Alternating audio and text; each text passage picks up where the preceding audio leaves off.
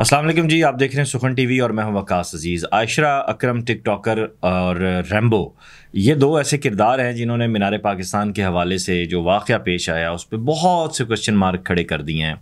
इस सारे मामले की कानूनी हैसियत क्या है, रियासत इसका खुद नोटिस लेके क्या कर सकती है, सख्त से सख्त इसके लिए सज़ा क्या हो सकती है, आयशा अकरम का मुस्तकबिल क्या है, और वो लोग, वो सहाफ़ी जिन्होंने इसमें पार्टी बने हैं, उनके साथ क्या सलूक करेगी रियासत। इस सारी सूरत हाल पे बात करने के लिए सैयद अदील हैदर साहब हमारे साथ मौजूद हैं। आप एडवोकेट सुप्रीम कोर्ट हैं, एडवोकेट लाहौर हाई कोर्ट हैं, उसके साथ साथ सियासियात, समाजियात पे बहुत गहरी निगाह रखते हैं। आइन और कानून सारे मामले पे क्या कहता है, आइए आपसे बात करते हैं। जी बहुत शुक्रिया वकास साहब आपका कि आपने इस मौजू पे, ये बड़ा हसास मौजू है आजकल हमारा, ये सोशल मीडिया पे बड़ा चल रहा है और मैं देख भी रहा हूँ इसको सोशल मीडिया पे। देखें वकास साहब, इसमें दो तीन पहलू हैं कि एक तो ये जो एक्ट हुआ है इसको अगर तो ये किसी भी तरीके से जस्टिफाई करने की कोशिश की जाए कि लड़कों को जिन्होंने ऐसी बदतहजीबी का, बदतमीज़ी का मुजाहरा किया, तो वो जस्टिफाई करने वाले तो मेरा नहीं ख्याल कि वो किस उसमें रहते हैं, अपने माइंडसेट में हैं। इसको जस्टिफाई नहीं किया जा सकता किसी भी सूरत। हाँ, दूसरी बात आ गई अब, और या जो ये लोग कह रहे हैं कि जी वो आयशा साहबा जो हैं वो मीनार पाकिस्तान पे क्या करने गई थी और वो उनका क्या वहाँ पे काम था इतने गैदरिंग वाले दिन। तो सबसे पहली बात ये है कि मीनार पाकिस्तान किसी की भी ज़ाती मलकियत नहीं है और 14 अगस्त का दिन आज़ादी का दिन है और हर बंदे को, हर पाकिस्तानी को उसको सेलिब्रेट करने का पूरा हक है। वो अपने तरीके के मुताबिक उसको सेलिब्रेट करें। हाँ, एक चीज़ है कि वो तहज़ीब के दायरे में रह के और तमीज़ के दायरे में रह के और अच्छे तरीके से सुलझी हुई कौम की तरह उस अपने जो आज़ादी का दिन है, जश्न आज़ादी का दिन है, उसको सेलिब्रेट किया जाए। तो अब आते हैं इस वाक़े की तरफ कि ये वाक़या कैसे हुआ और क्यों हुआ और इसके कानूनी पहलू क्या हैं। सबसे पहले तो ये कि 14 अगस्त को जब ये इंसिडेंट हुआ उस वक्त किसी को भी इसका इल्म नहीं था और सोशल मीडिया से ही सुनने में आ रहा है कि उस वक्त पुलिस ने भी कांटेक्ट किया उन खातून से और उन्होंने उस वक्त कोई भी कंप्लेंट दर्ज कराने से इनकार कर दिया और पुलिस वालों को मना कर दिया कि जी मैं कोई कंप्लेंट, शायद उनका ये वर्जन है, एक दो मैं जगहों पे सुना है कि उन्होंने मना कर दिया कि मैं कोई भी कंप्लेंट फ़ाइल नहीं करना चाहती। और उसके 2 दिन के बाद, तीसरे दिन के बाद 17 तारीख को वो खातून जो हैं वो एक FIR लॉन्च कर देती हैं और FIR में ये भी सुनने में आया कि उसमें एड्रेस ही गलत लिखवाया गया। तो खैर ये तो एक पुलिस वालों की तफ्तीश का नुक्ता है, वो इस पे तफ्तीश बेहतर अंदाज से कर रहे होंगे कि ऐसा क्यों हुआ और ऐसी हरकत उन्होंने क्यों की।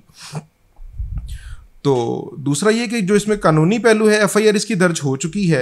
इसमें एक सेक्शन जो है ना वो बड़ा इंपॉर्टेंट है, वो है 154।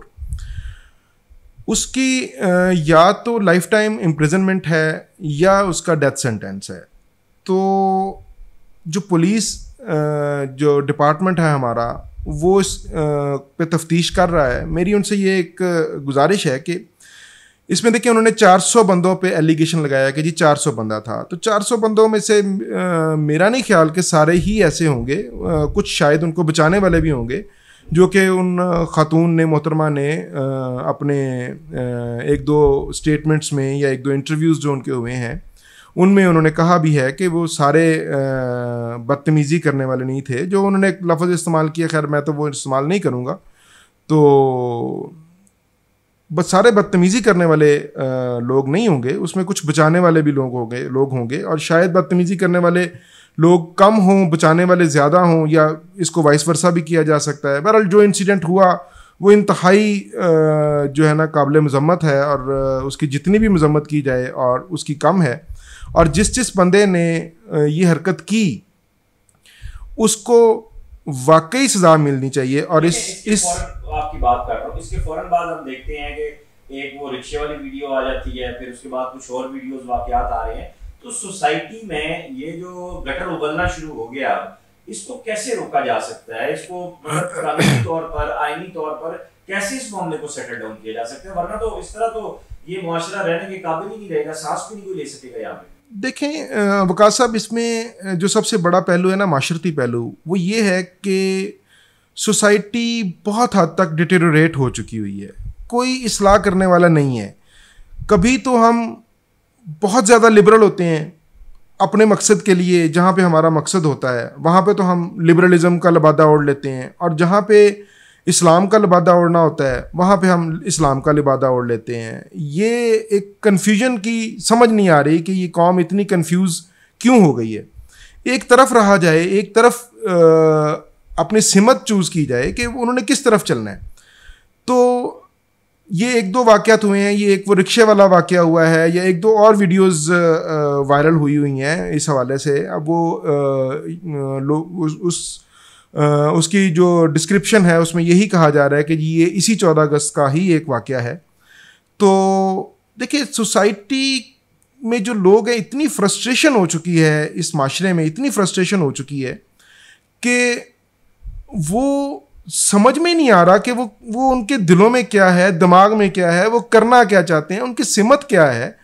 जहाँ पे कोई खातून को देखते हैं, वो हालांकि उन हर बंदे के घर में माँ भी है, बहन भी है, और हर हवाले से देखिए, एक खातून के साथ आप जब बदतमीज़ी करते हैं इस तरह सरेरा, तो आपको ये ज़रूर देखना चाहिए कि उनको जन्म भी एक औरत ने दिया है, और उनको पाला, उनको जो बड़ा किया, उनकी तरबियत की, और उनको माशरे में रहने के काबिल बनाया, उनको एक नाम दिया, उनको एक पहचान दी। उसमें उनकी माँ का बहुत बड़ा किरदार है। और माएँ जो है ना, वो अपने बच्चों की बड़ी अच्छी तरबियत करती हैं, बहुत अच्छी तरबियत करती हैं। तो ये पता नहीं लोग किस तरफ निकल रहे हैं। माँओं ने तो इनकी तरबियत, इसमें तो कोई शक ही नहीं है कि उन्होंने इनकी तरबियत बहुत अच्छी की होगी।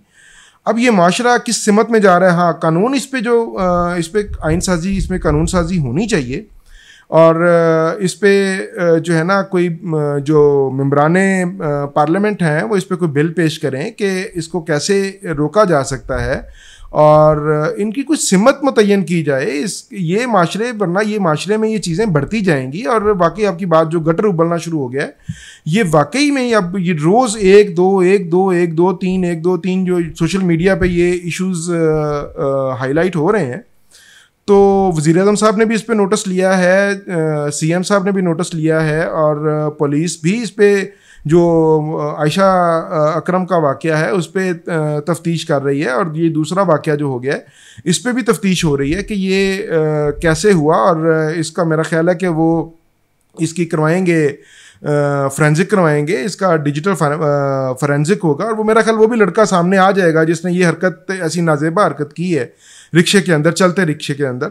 और मैं नहीं समझता कि इनमें से जो बंदा भी इन्वॉल्व है हकीकी तौर पे, क्योंकि इसमें जो एक सेक्शन है 154, उसको बहुत जो है ना वो माइन्यूटली देखना पड़ेगा कि किसी गलत बंदे को सज़ा ना हो जाए, क्योंकि हर बंदा जो, देखिए 14 अगस्त था, मीनारे पाकिस्तान था, सजा हो जाए ये एक अलग बात है, लेकिन अब तो ऐसी चीजें भी सामने आ चुकी हैं जिसमें प्रॉपर प्लानिंग के साथ ही काम हुआ नजर आ रहा है। तो जब प्लानिंग के साथ काम हुआ नजर आ रहा है, उसके बावजूद भी मतलब आप एक साइड पे देखेंगे जिन्होंने प्लानिंग की उनका कोई बीच में नहीं नाम होगा। देखिए, प्लानिंग अभी तो ये सिर्फ एक मिथ है कि प्लान हुआ, ये प्लांटेड वाक़या था। और इसमें एक दो चीज़ें आती हैं कि उन खातून ने, अगर उनके साथ ऐसी ज़्यादती हुई जो कि इंतहाई काबिल मज़म्मत है, जिन लोगों ने की, वो वाकई काबिल, उनको करारे वाकई सज़ा मिलनी चाहिए। तो अगर ये वाक़या प्लांटेड था, और अगर ये उनके साथ ऐसा इंसिडेंट हुआ, पुलिस आई, पुलिस के पास उसी वक्त उनको उसी हालत में एक FIR लॉन्च करनी चाहिए थी, एक कंप्लेंट फाइल करनी चाहिए थी अपनी मदयत में कि मेरे साथ फ़लाँ फ़लाँ जगह पे ये वाक़या हो गया। और उसमें जो बंदे जिनको वो पहचान सकती थी, या जिनको उन्होंने पहचान लिया, वो कहती भी हैं कि मैं कुछ लोगों को पहचानती भी हूँ। इसमें कुछ गिरफ्तारियां भी हो गई हैं, कुछ नाख्त परेड करवाते हैं उनसे, उसी वक्त FIR इसकी लॉन्च होनी चाहिए थी। ये मेरी समझ से बालातर है कि ये 3 दिन के बाद अचानक से FIR दर्ज हुई, और एक इंटरव्यू उनका जारी होता है, और वो कुछ एंकर्स उनका इंटरव्यू लेते हैं, और उसी दिन उस इंटरव्यू से कुछ देर पहले FIR लॉन्च की जाती है। तो ये मेरी समझ से बालातर है। ये कुछ जो चीज़ें हैं वो इसमें मुझे लगता है कि ये चीज़ें कुछ जो है ना वो एग्जेजरेट की जा सकती हैं। बहरहाल उस जो वो आप कह रहे हैं प्लांटेड इंटरव्यू था या ये इंसिडेंट प्लांटेड था, उस पे एक एफआईआर, उसमें एक एफआईए को एक वकील साहब हैं हमारे, उन्होंने एक कंप्लेंट फाइल कर दी है एफआईए में। वो भी उसकी फ्रांजिक करेंगे उस इंटरव्यू का और उसको इन्वेस्टिगेट करेंगे।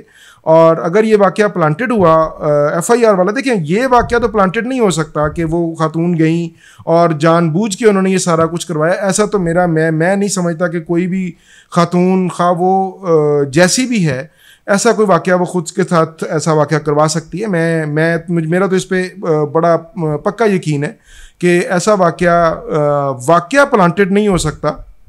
अलबत्ता उसके बाद उसको मैनेज किया जा सकता है। ये जिस तरह ये आप कह रहे हैं कि वो इंटरव्यू हुआ और जो एफआईआर दर्ज हुई देर के साथ, इंसिडेंट के 2-3 दिन के बाद एफआईआर दर्ज हुई। हाँ, यहाँ पे ये चीज़ें आती हैं कि उसको शायद मैनेज किया गया है या उनको शायद वो खातून वो जो कह रही हैं कि मैं इतने उसमें थी, शौक में थी, तो वो घर में बैठी थी, उसके बाद उनको किसी बंदे ने जाके इंस्टिगेट किया और उस पर उन्होंने एफआईआर भी दर्ज करवाई और उसके बाद उन्होंने वो उस पर इंटरव्यू भी दिया। तो ये सारी चीज़ें अब तफ्तीश में, पुलिस की तफ्तीश में, एफआईए की तफ्तीश में, इन्वेस्टिगेशन में ये चीज़ें सामने आएंगी कि ये असल में हुआ क्या, इंसिडेंट क्या हुआ। अभी तो ये चीज़ें अनफोल्ड होना बाकी हैं।